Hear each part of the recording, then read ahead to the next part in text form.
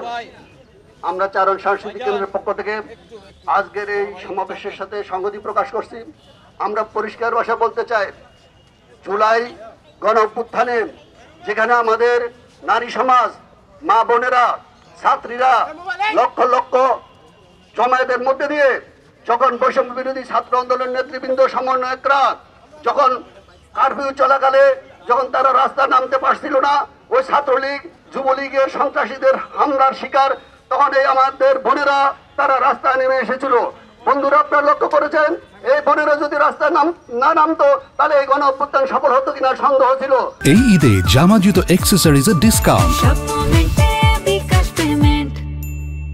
অথচ আমরা গণ অভ্যুত্থান পরবর্তীকালে লক্ষ্য করলাম একটি বিশেষ মহল, একটি সাম্প্রদায়িক মহল, একটি মৌলবাদী গোষ্ঠী এই আমাদের মা বোনদেরকে আজকে তাদের পোশাক দিয়ে তাদেরকে কটূক্তি করছে এবং তাদেরকে গৃহবন্দী করতে চায়। সংগ্রামী বন্ধুরা, যখন গণ অভ্যুত্থান চলে তখন পোশাকের প্রশ্ন ছিল না। গণ অভ্যুত্থান পরবর্তীকালে এখন পোশাকের প্রশ্ন কেন হচ্ছে? যারা আজকে কথায় পোশাক দিয়ে দর্শনকে উৎসাহিত দিচ্ছে, তাদের বিরুদ্ধে আজকের জনগণকে প্রতিরোধ গড়ে তুলতে হবে।